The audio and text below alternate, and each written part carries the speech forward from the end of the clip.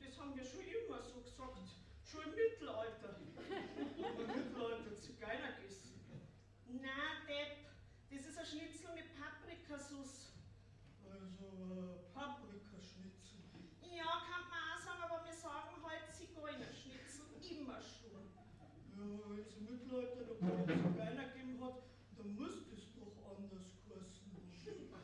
Ja, okay, Paprikaschnitzel im Mittelalter. Obwohl, die Paprika, die hat man auch erst im 16. Jahrhundert entdeckt. Ja, es reicht doch. Also dann ist das Zigeunerschnitzel eine neuzeitliche Erfindung. Ja, kann schon sein. Also hat es da dann schon Zigeuner gegeben im 16. Jahrhundert. Ja, was weiß denn ich? Ja, du hast doch gesagt, das hat schon immer so geheißen. Ja, vielleicht hat's das auch, was weißt denn du? Also ich weiß, dass die Paprika erst im 16. Jahrhundert entdeckt wurde. Also kann sie da noch nicht so geheißen haben. Du hast das nicht der Paprika. Okay, jetzt hörst du mal auf. Also, wer hat's denn dann geheißen?